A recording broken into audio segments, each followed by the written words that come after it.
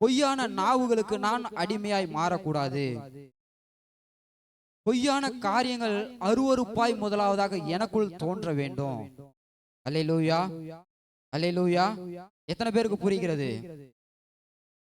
யாருக்குமே புரியலையா? அல்லேலூயா. இப்போ நான் உண்மையாய் நடக்கணும் ஆண்டவரே அப்படின்னு நீங்க நினைச்சீங்கன்னாக்கா, ஏன் உண்மையாய் நடக்கணும் அப்படின்னு பார்க்கும் பொழுதுதான் விசாலமான இடம் நமக்கு வேணும். அல்லேலூயா, அல்லேலூயா, அல்லேலூயா. ஒரு நபரை குறித்து ஒரு சாட்சி உங்களோடு கூட பகிர்ந்து கொள்ளலாம் என்று சொல்லி விரும்புகின்றேன். ஒரு மனிதனுக்கு 7 லட்சம் ரூபாய் கடன் தேவையா? எவ்வளோ? கொஞ்சம் சத்தமா சொல்லுங்களேன். நானும் மனுஷன் தானே, உங்க கூட தானே இருக்கிறேன். ஆமா, 7 லட்சம் ரூபாய் கடனா. அந்த மனுஷனுக்கு யாருக்கிட்ட போய் கேட்கறதுன்னு தெரியல. ஆனா கிறிஸ்துவை ஏற்றுக்கொண்டு அவர் பாடுகளோடு கூட அப்படியே ஒரு வேதத்தை மாத்திரம் அவர் சுமந்து கொண்டு அந்த வேதத்தை மாத்திரம் எல்லாருக்கும் போதித்து கொண்டே சுற்றி சுற்றி திரிஞ்சு வந்தாராம். அப்போ அந்த கடனும் அந்த தேவைகள்லாம் எப்படி சந்திக்கும் அப்படின்னு சொல்லிட்டு அவர் கொஞ்சம் கூட கலக்கம் இல்லாம அவர் மான்னு சுத்தி சுத்தி வந்தாராம். ஒரு நபரை போய் பார்த்து அவர் கேட்டாராம். ஃபர்ஸ்ட், இப்போ இந்த மாதிரி நான் ஊழியம் தான் செய்யறேன், எனக்கு இப்படியாய் கடன் இருக்கிறது, அதுல இருந்து உங்களால என்ன காப்பாற்றி வெளியில கொண்டு வர முடியுமா அப்படின்னு சொல்லி கேட்டாராம். அப்ப அந்த மனுஷன் சொன்னாராம், சரி உங்களுக்கு உதவி தானே செய்யணும், செய்கின்றேன் அப்படின்னு சொல்லிட்டு அந்த மனுஷன் சென்று ஒரு குறிப்பிட்ட நாட்களை சொல்லி அதன் பிற்பாக கடந்து வாருங்கள் என்று சொல்லி அவர் சொன்னாராம். அதே மாதிரி அந்த வேதத்தை சுமந்து கொண்ட வந்த அந்த சுவிசேஷகனுடைய அந்த மெய்ப்பனுடைய அந்த போதகருடைய வாழ்க்கையும் அப்படியாய் கடந்து திரும்பமாக அவர் சொன்ன அந்த தேதியில அவரை பார்க்கும் பொழுது அவர் அந்த வீட்டை விட்டு காலி செய்தவராய் இருந்தாராம். இது எதற்காக? ஏன்னா தன்னுடைய தேவைக்காக நம்ம எப்பெல்லாம் மனுஷனை ஏந்தி நம்ம பார்த்து கொண்டு இருக்கின்றோமோ அப்பெல்லாம் நம்மளுடைய தேவைகள் பூர்த்தி அடையாது, மாறாக கதவுகள் எல்லாம் அடைக்கப்படும். அல்லேலூயா. அப்போ மறுபடியும் அங்க நின்று, ஆண்டவரே இந்த மனுஷனை நான் பார்த்தேன், கொடுக்குறேன்னு சொன்னான், கொடுக்குறேன்னு சொல்லிட்டு பிறகு நான் நிற்கும் பொழுது, அவன் சொன்ன தேதியில நிற்கும் பொழுது அவன் இன்னைக்கு வீட்டை விட்டு காலி பண்ணிட்டு போயிட்டானே, வீடு சாத்தி இருக்கிறது, நான் என்ன செய்யணும் அப்படின்னு சொல்லி கேட்கும்பொழுது இப்ப சொன்னாரா ஆண்டவர், எப்பா நான் உனக்கு தகப்பனா இருக்கிறதுனால நீ என்கிட்ட ஒரு ஆலோசனை கேட்கணும்ல. கொடுக்குறேன்னு சொல்லுவாங்க, உலகத்துல இருக்கிறவங்க எல்லாமே உனக்கு ஆசை வார்த்தைகளை காட்டுவார்கள். ஆனால் என்னுடைய சித்தத்தின் பிரகாரமாக நான் உத்தரவு கொடுத்து நீ போயிருந்தேனாக்கா உன்னுடைய வாழ்க்கையில எல்லாம் ஜெயமாய் மாறி இருக்கும்ல அப்படின்னு சொல்லி அவர் அந்த நேரத்துல வெளிப்படுத்தினாராம். அப்போ மனம் கசந்து அழுது அந்த மனுஷன், ஆண்டவரே இனி ஒரு நாளும் நான் மனிதர்களிடத்துல என்னுடைய கை ஏந்தினதா இருக்காது, யாருக்கிட்ட? மனுஷங்கிட்ட ஏந்தி நிற்க மாட்டேன் அப்படின்னு சொல்லி ஒரு பொருத்தனை பண்ணி கொண்டு அவர் மீண்டுமாக அந்த சுவிசேஷத்தை அவர் சிறப்பாக கடந்து சென்று கொண்டு இருந்தார். அந்த தேவைகள் மத்திய ஒரு நாள் ஒரு நபர் பார்த்து, எப்பா நீ ரொம்ப நாளா இங்கேயே சுத்திக்கிட்டு இருக்க, உன்னுடைய அட்ரஸ் என்ன, உன் விலாசம் என்ன, நீ யாரு, எதற்காக இங்க சுற்றி கொண்டு இருக்கின்ற அப்படின்னு சொல்லி கேட்கும் பொழுது தன்னர்ச்சியாக, அப்போ இந்த மாதிரி நான் சுவிசேஷத்திற்காக வந்தேன், மிஷினரியாக வந்தேன், போதகராக வந்தேன், மெய்ப்பராய் வந்தேன், இந்த பகுதியை ஆண்டவர் காட்டினார், இந்த இடத்துல ஊழியம் செய்ய சொன்னார், என்னை கொண்டு அந்த இடத்துல அவரின் நிமித்தமாய் கட்டுண்டவர்கள் எல்லாம் விடுதலையாக்கணும் அப்படின்னு சொல்லி அவர் சொன்னார், அதற்காக நான் வந்தேன் அப்படின்னு சொல்லும் பொழுது, உன்னதான் இத்தனை நாளா நான் தேடிக்கிட்டு இருந்தேன் அப்படின்னு சொல்லி அந்த மனுஷன் சொன்னான். அல்லேலூயா. அப்போ உனக்கு என்ன தேவை, எதற்காக தேவைலாம் தெரியல, இந்த குறிப்பிட்ட தொகையை ஆண்டவர் உன்கிட்ட கொடுக்க சொன்னாருன்னு சொல்லிட்டு கொடுத்துட்டு அந்த மனிதன் மறைந்து போனாராம். அல்லேலூயா. அப்போ இது எதற்கு இந்த காரணத்தை உதாரணத்தை நான் சொல்லுகின்றேன் என்றால், அவரோடு கூட பிரியம் நமக்கு உண்டாயிடுச்சுனாக்கா, அவருடைய பிரியம் நமக்குள்ளாக இருந்துருச்சுனாக்கா நம்ம சஞ்சலப்பட தேவையில்லை. அல்லேலூயா. விசாலமான இடம் எப்பொழுதும் நமக்காக திறந்து கொண்டே இருக்கும். அல்லேலூயா, அல்லேலூயா. அதற்கு காரணம் என்ன அப்படின்னாக்கா, நம்ம உண்மையாய் நடக்க வேண்டும். அல்லேலூயா, அல்லேலூயா. சத்தத்தையே காணமே. அல்லேலூயா. அடுத்ததாக விசாலமான இடம் நமக்கு வந்துருச்சு அப்படின்னாக்கா, நம்ம ஒரு அந்த கிடைக்கப்பட்ட இடத்திற்குள்ளாக நாம் குறுகிய இடத்திற்குள்ளாக வாழ்ந்து விடக்கூடாது, கட்டளையை ஆராய்கிறவர்களாய் இருக்க வேண்டும் என்று சொல்லி சங்கீதம் 119 அதிகாரத்தின் 45 வசனத்தை ஒருவர் எடுத்து வாசிக்கலாமே.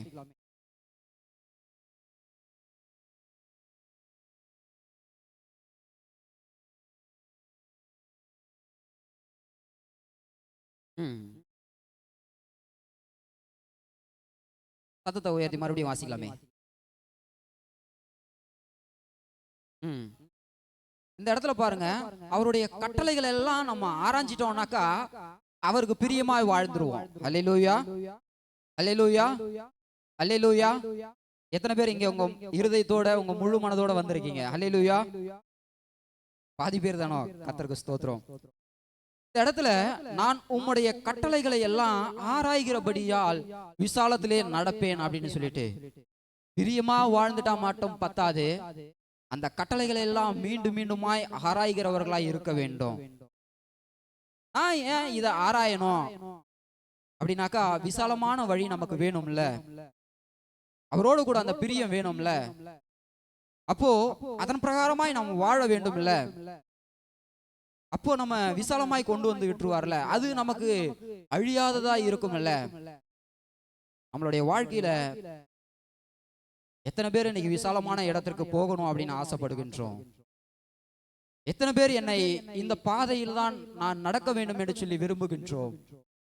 ஏதோ ஒரு தேவைக்காக யாரையோ பிடித்து கொண்டு ஏதோ ஒரு காரியத்திற்காக யார் பின்னாலேயோ ஓடிக்கொண்டிருக்கின்ற நம்ம இன்னைக்கு மாறும் பொழுது, குடும்பத்துல சுகம் வேணும்னாலும் சரி, சமாதானம் வேணும்னாலும் சரி, பொருளாதாரங்களா இருந்தாலும் சரி, நிம்மதியா இருந்தாலும் சரி, அழுத்துகின்ற எல்லா பாரமும் நம்மளை நீக்க வேண்டும்னாக்கா அவருடைய கட்டளைகள் எல்லாம் நாம் ஆராய்ந்து அவருக்கு பிரியமாய் வாழ்ந்து அவர் கொண்டு போகின்ற விசாலத்துல நம்ம நடக்கும் பொழுது இவைகள் எல்லாம் நமக்கு கிடைக்கும். அல்லேலூயா, அல்லேலூயா. அது மாத்திரம் இல்ல, இதெல்லாம் நான் ஏன்பா இதெல்லாம் செய்யணும் அப்படின்னு சொல்லி கேட்கும் பொழுது கேள்வி கேட்கின்ற நபர்களாய் நம்ம இருக்கின்றோம். ஆனா எப்படிப்பட்ட கேள்வி என்பதுதான் நமக்கு தெரியல. என்ன ஆண்டவர் அழைச்சாரு, அவருக்காக நான் வந்து வாழ்ந்து கொண்டிருக்கின்றேன், சபைக்கு போயிட்டேன், உடனே ஏன் என்னுடைய வாழ்க்கையெல்லாம் மாறல, ஏன் என்னுடைய பிரச்சனைகள் எல்லாம் மாறல அப்படின்னு சொல்லி நம்ம கேள்வி கேட்கின்றோம். அதனால் மறுதளிப்பும் கூட வருகிறது. ஏன் அப்படின்னாக்கா, யோபு இடத்துல இருந்த விசுவாசம் இன்னைக்கு நம்ம கிட்ட வேணும். அல்லேலூயா. தன்னுடைய அனைத்தும் இழந்து போனாலும் சரிதான், என்னை நீங்க உயர்த்தி வைப்பீங்கன்ற நம்பிக்கை எனக்கு வந்துருச்சுனாக்கா எதை வேணாலும் இழக்க தயாரா இருப்பேன். இன்னைக்கு எத்தனை பேரெல்லாம் கிறிஸ்துவுக்காக நான் எதை இழந்தாலும் கிறிஸ்து மாத்திரம் எனக்கு போதும் அப்படின்னு சொல்றவங்க கைகளை தூக்கி ஒரு அல்லேலூயா சொல்லலாமே. அல்லேலூயா, அல்லேலூயா. அப்போ யோபு வந்து 38ஆம் அதிகாரம் 18ஆம் வசனத்துல ஆண்டவர் இடத்துல கேள்வி கேட்கின்றவராகவே போயிட்டு இருப்பாரு. அதை ஒரு எடுத்து வாசிக்கலாமே.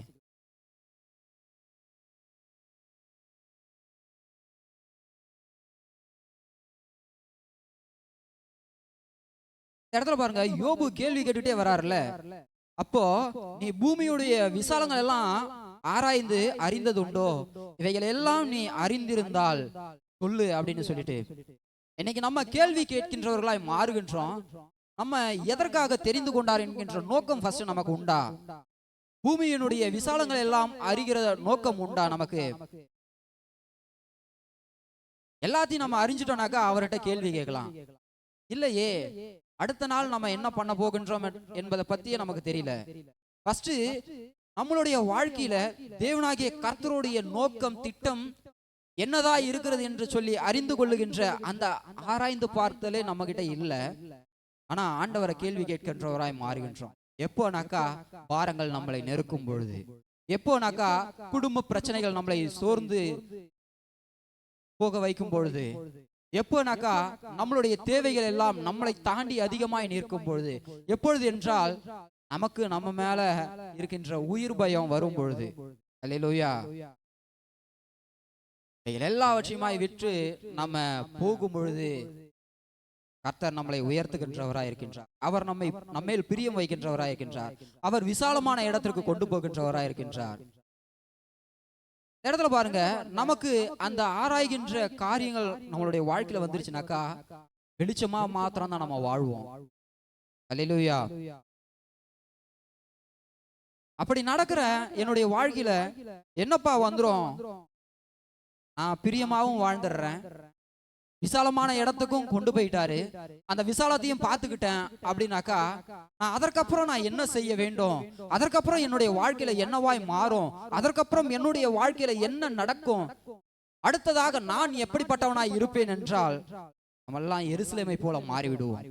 அல்லேலூயா, அல்லேலூயா, அல்லேலூயா. எருசலேம் எப்படிப்பட்டதா இருக்கின்றது சொல்லுங்களேன். எருசலேம் எப்படிப்பட்டதா இருக்கின்றது?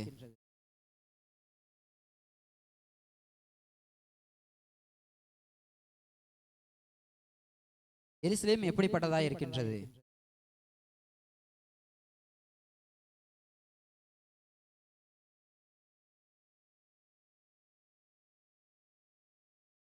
யாருமே எருசலேம் கிட்ட நெருங்க முடியாதவர்களாய் நம்ம மாறிடுவோம். அல்லேலூயா. நம்மளை எருசலேமா தேவனாய கர்த்தர் பயன்படுத்தும் பொழுது, மாற்றி விடும் பொழுது சமாதானம் மட்டும்தான் அங்க இருக்கும். அல்லேலூயா. சந்தோஷம் மட்டும்தான் இருக்கும். நம்ம மேலும் மேலும் கட்டப்பட்டு கொண்டே இருப்போம் ஆவிக்குள்ளாக. இன்னொரு வசனம் கூட ஏசாயா 33ஆம் அதிகாரத்தின் 15, 16 ஒருவர் எடுத்து வாசிக்கலாமே. நீதியாய் நடந்து ஆ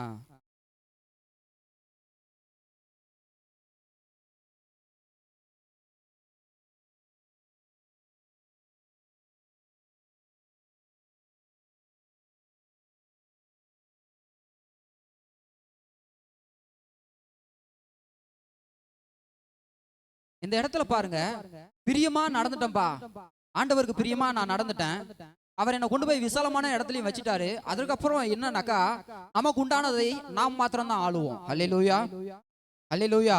எத்தனை பேர் விசுவாசிக்கின்றீங்க, ஆண்டவரே இன்றைய தினத்திலிருந்து எனக்கு உண்டான பொருட்களை எல்லாவற்றையும், எனக்கு உண்டான ஆஸ்திகளை எல்லாவற்றையும், எனக்கு உண்டான உணவுல இருந்து, எனக்கு உண்டான தண்ணீர்ல இருந்து எல்லாவற்றையும் நான் மாத்திரம் ஆளணும், அதுல இருந்து நான் அடுத்தவங்களுக்கும் கொடுக்கணும் அப்படி என்கின்றவர்கள் மாத்திரம் அல்லேலூயா சொல்லலாமே. கரங்களை உயர்த்தி ஆமேன் சொல்லலாமே. அல்லேலூயா, ஆமேன். இப்போ நம்மளுடைய தண்ணிலாம் நமக்கு வேணும் அப்படி என்று சொல்லி நம்ம உலகத்தில் இருக்கும் பொழுதும் ஆசைப்படுகின்றோம். நமக்கு கிடைக்கப்பட வேண்டிய உணவுகள் எல்லாம் நமக்கு வேணும் என்று சொல்லி நம்ம விரும்புகின்றோம், ஆசைப்படுகின்றோம். ஆனால் யாருகிட்ட நம்ம அடங்கி இருக்கிறது இல்ல, நம்ம கர்த்தர்கிட்ட அடங்கி இருக்கிறது இல்ல, அவருக்கு பிரியமா வாழுகிறது இல்ல, அவர் கொண்டு போகின்ற அந்த விசாலத்துல நடக்கிறதுக்கு நம்ம இன்னைக்கு இல்ல. இன்னைக்கு ஆண்டவரே உயர்ந்த இடத்துல வாசம் பண்ண வைங்க, என்ன உயர்ந்த அடைக்கலமாய் மாற்றுங்க ஆண்டவரே. என்கிட்ட வந்து தாபரிக்கிறவங்க, என் பக்கமாய் வந்து நிக்கிறவங்களுக்கெல்லாம் நான் நிழலாய் இருக்கணும். என்னுடைய அப்பத்துல அவங்க போஷிக்கப்படணுமே தவிர அவங்க கிட்ட நான் கையேந்தி நிக்க கூடாது ஆண்டவரே. அந்த பிரியத்தை மாத்திரம் நீங்க எனக்கு கொடுப்பீங்களா?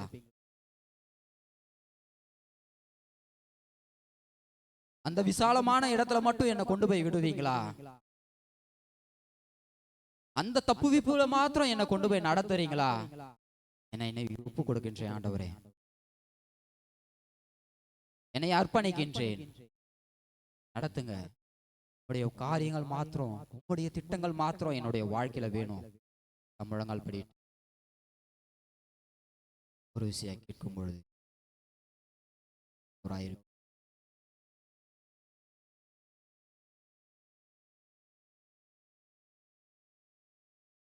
உமக்காகத்தான் வாழ்கிறேன், நான் உம்மைத்தான் நேசிக்கின்றேன். உமக்காகத்தான் வாழ்கிறேன், உம்மைத்தான் நேசிக்கின்றேன். பலியாகி என்னை மீட்டீரே, பலியாகி என்னை மீட்டீரே. லோகம் திறந்தீரையா, பரலோகம் திறந்தீரையா. கிட்ட காரியத்துல கொண்டு வந்துட்டீங்க. பிரியமுள்ளவனாய் நான் நீர் கொண்டு போகின்ற விசாலத்துல நடக்க எனக்கு உதவி செய்யும். நீர் கொடுக்கின்ற அந்த தப்பு பிள்ளை வாய் வாழ் கிருபை மாத்திரம் எங்களோட கூட ஒப்பு கொடுக்கின்ற எங்களை படுத்து. ஹல்லேலூயா, ஹல்லேலூயா, ஹல்லேலூயா.